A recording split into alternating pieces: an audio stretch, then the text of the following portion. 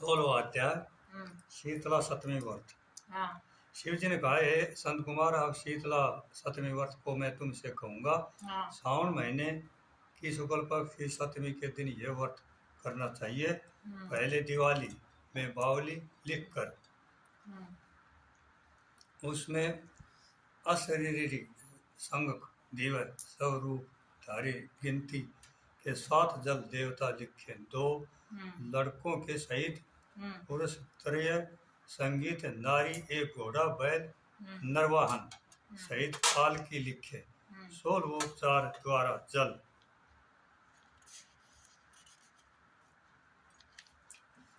देवों की अर्चना कर ककड़ी दही और भात का नैवेद्य हाँ संपन्न करे नैवेद्य पदार्थों का वायन ब्राह्मण को दे। इस तरह 7 साल तक व्रत कर प्रति वर्ष 700 भाग्यवतियों को भोजन करा कर उद्यापन करे। एक सोने के पात्र में 7 जल देवों की प्रतिमा रखकर हाँ लड़के के सहित उन प्रतिमाओं में पहले रोज शाम को भक्ति द्वारा अर्चन करे। दूसरे रोज सुबह ग्रह होम सहित सर्व होम करे। अब जिन्होंने पूर्व में इस व्रत को किया था उन्हें जो फल मिला उसे आप सुने।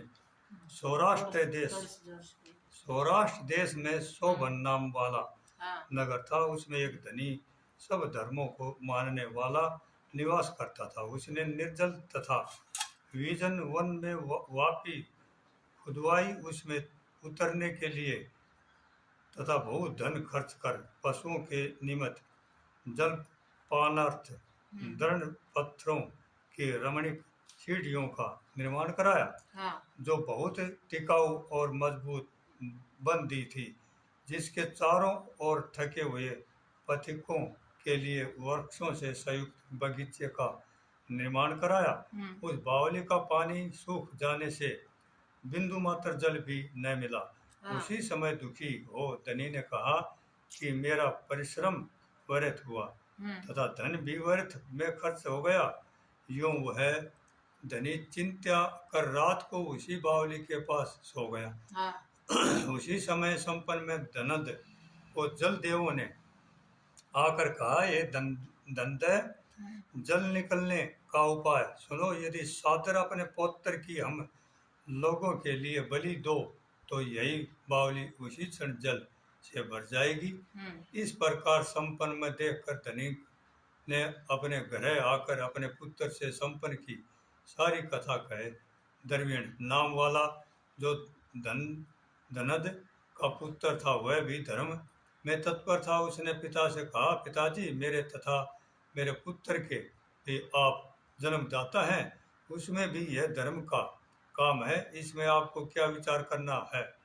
क्योंकि धर्म स्थानी तथा पुत्र आदि सब नाशवान हैं। अल्प मूल्य में बड़ी चीज का मिलना कठिन कहा है। मेरे सीतासु तथा चंडासु नाम वाले 2 लड़के हैं, उसमें बिना विचारे बड़े सीतासु नाम वाले लड़के की बलि दे दे। पर हे पिताजी, यह बात स्त्रियों से गुप्त रखे। गुप्त का प्रकार यह है कि मेरी पत्नी गर्भवती है, प्रसव का समय निकट है, वह अपने बाप के घर में जाने वाली है, उसके साथ मेरा कनिष्ठ बालक भी जाएगा। उसी समय ये तात ये काम निर्विघ्न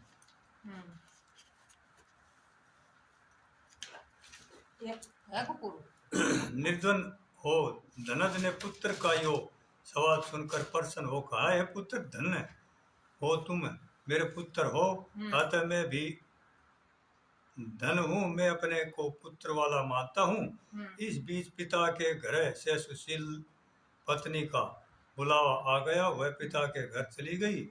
उस समय द्रविण ने अपनी पत्नी से कहा कि यह बड़ा पुत्र मेरे पास रहेगा तथा छोटा लड़का तेरे साथ जाएगा। सुशीला ने अपने ससुर के कहने मात्र से वैसा ही तुरंत ही किया। उसके जाने के बाद पिता और पुत्र दोनों से उस सीतासु लड़के की देह में तेल लगाकर नहलाया तथा रमणीय कपड़े और भूषणों से उसे भूषित किया। वरुण नक्षत्र पूर्वाषाढ़ के आ जाने पर प्रसन्नता से उस बावली के किनारे पर उस लड़के को खड़ा कर दोनों ने कहा, इस लड़के की बलि से जल देवता प्रसन्न हो। उसी क्षण लड़के की बलि से सुधा तुल जल से बावली पूर्ण हो गई। दोनों बावली को जल से भरी देखकर प्रसन्न हो पुत्र के नाश से दुखित हो अपने घर लौट आए।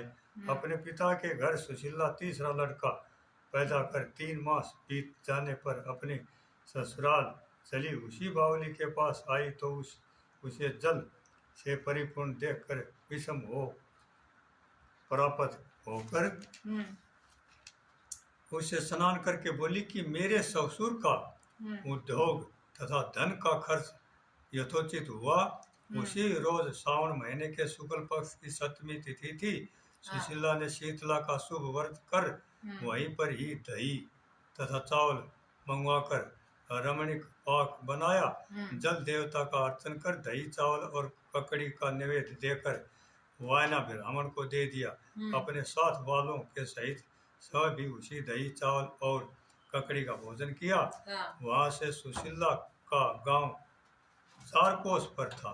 जब वहां से रमणीय पालकी पर सुशीला सवार होकर घर की ओर दोनों लड़कों के सहित चली तो आपस में वे जलदेव कहने लगे कि इसका लड़का दे देना चाहिए, क्योंकि बड़ी सुबुद्धि से इसने हम लोगों का व्रत किया। इसके व्रत के प्रभाव से नवीन उत्तर दे दी। यदि पूर्व का उत्पन्न लड़का नहीं दिया तो हमें प्रसन्नता का क्या फल होगा। इस प्रकार दयावान जलदेवों ने आपस में बातचीत कर उसे जल से बाहर निकाल कर विदा कर दिया। माँ को देखकर लड़का माँ के पीछे भागता हुआ, हे माता जी, ऐसा कहकर पुकार। तब लड़के की वाणी सुनकर माँ ने मुड़कर देखा। सुशीला